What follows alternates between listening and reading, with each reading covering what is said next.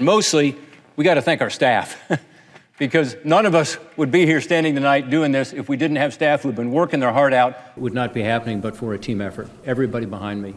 I want to thank Kirsten Sinema in particular, who helped to co-lead these negotiations, but every single member here played a huge role. Susan Collins, in the last 24 hours, I think has left maybe 2 hours. But she looks great. She looks great. Thank you. On our side, Mitt Romney and Bill Cassidy, Lisa Murkowski, all of them helped with the negotiation, but every member here helped. They were all involved in the working groups. And we're also going to hear about how it's not going to increase inflation like some of the other spending is being talked about around here, partly because it's long-term spending for capital assets. It's spending that's going to add to the supply side, meaning it's actually going to be counter-inflationary and create more jobs. Specific data as to how we have fallen behind, how we're not competitive anymore, how China has surpassed us in terms of infrastructure as a percent of their economy. They spend about 4 times more than we do. Why? Because they get it. This helps make the economy more efficient, more productive, and therefore it actually returns an investment to the American people. President? Senator from Ohio.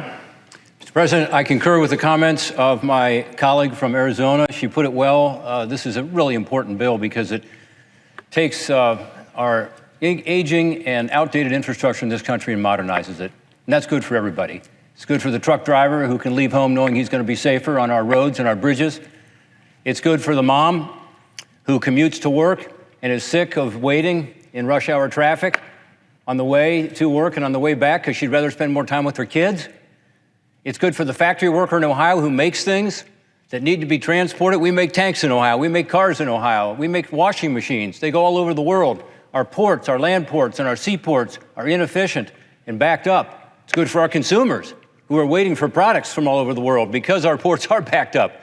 Our infrastructure is way behind, and we'll talk a lot more about that over the next couple of days with some very specific data as to how we have fallen behind, how we're not competitive anymore, how China has surpassed us in terms of infrastructure as a percent of their economy. They spend about 4 times more than we do. Why? Because they get it.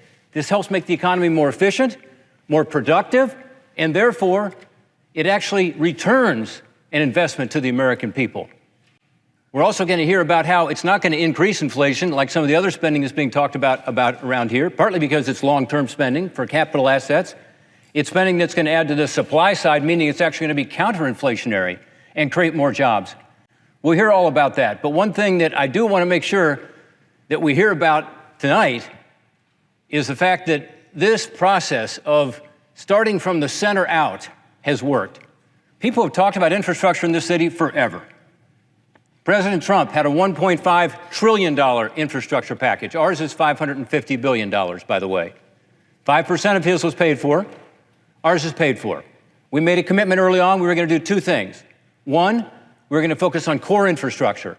So when President Biden introduced a $2.65 trillion bill, we said, and called it infrastructure, we said, well, there's some good stuff in there, but let's pull out the good stuff, the core infrastructure, because a lot of it had nothing to do with infrastructure. And second, we said, you know what? We're not going to do it by raising taxes. We're not going to hurt the American worker more and make America less competitive in this. We're going to do just the opposite. We kept to those 2 principles, and I'm so proud of that tonight we can say the amendment, the substitute amendment, is going to be offered, and it's going to keep to that commitment. $555 billion, no new taxes, core infrastructure only, and it's great for the American people. I want to thank a few people who got us here, who are going to be able, over the next few days, to tell us in great detail the role they played because it was significant on every one of their parts. First, of course, Senator Sinema. She's been the one that's kept us on track. And that's been very important. But also to my colleagues who are here tonight on the floor, Senator Susan Collins, Senator Lisa Murkowski, Senator Mitt Romney, Senator Bill Cassidy, my Republican colleagues who we've worked with over the last 4 months, and each have made huge contributions to this. I want to thank the White House for their work with us because they said early on, okay, we want to do this too, in a bipartisan way. We said, okay, if you're serious, we do too. And sure enough, we negotiated. It was tough. We had a lot of differences. But we're able to get to this point tonight. Just as important is the group on the other side of the aisle who made this work. And I see my colleague, Senator Manchin, here. I see Senator Warner here, who looks like he really wants to speak. I see Senator Shaheen here, who's about to speak. And I see Senator Tester wandering around here somewhere. These are the folks on the other side of the so-called G10 who made it happen, and then a much bigger group. So to my colleagues who also helped in the 22 working groups we had putting this together and did such a great job, Richard Burr, Lindsey Graham, Mike Rounds, Tom Tillis, Jerry Moran, Chris Coons, Maggie Hassan, John Hickenlooper, Mark Kelly, Angus King, Jackie Rosen, 11 Democrats, 11 Republicans. And then to my friends who took us over the top the other night on the first vote we had on this, I appreciate them because they weren't involved as much on the details, but they know this is the right thing for the country, and many of them did help to get us where we are. Kevin Cramer, Mike Crapo, Mitch McConnell, Roy Blunt, Chuck Grassley, John Hoeven, Jim Risch. Folks, we wouldn't be here without every one of them, and we thank all of the folks who have put so much time and effort into this, and mostly, we got to thank our staff, because none of us would be here standing tonight doing this if we didn't have staff who've been working their heart out, staying here till midnight, ensuring that every single thing in this bill has been looked over carefully to make sure that we got it right, and we're getting it right tonight for the American people, for our economy, and for the future of our great country. Mr. President, I yield to my colleague from Virginia. Mr. President. All right, first of all, thank you all for joining us for another later evening. We will be going back to do further discussions on infrastructure tonight at our offices because we want to be sure we get the final text prepared and out. But tonight's also a time to pay tribute to my colleagues behind me who have put together something truly extraordinary, which is a $550 billion much-needed contribution to our nation's infrastructure. And it happened from the center out. In other words, at a time when Washington seems broken, this group came together.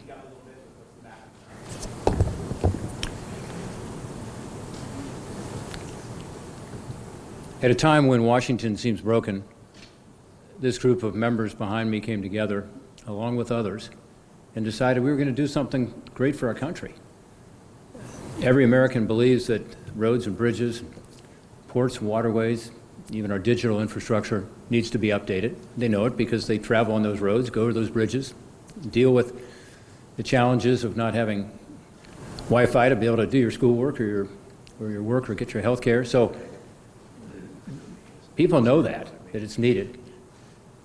And Washington has known that for years. Every president in modern times has proposed a major infrastructure investment. In fact, Donald Trump proposed one over $1.5 trillion when he was president. This one is $550 billion. It's paid for. We do it without raising taxes. We do it in a way that's going to help in terms of our economy long term, to make our economy more efficient, more productive. Therefore, it's not adding to inflation. It actually is counterinflationary. It will help deal with the very issue we're now facing, which is higher inflation. It makes sense to the point that two different polls, each a couple months apart over the last few months, have said that 87% of the American people support this effort.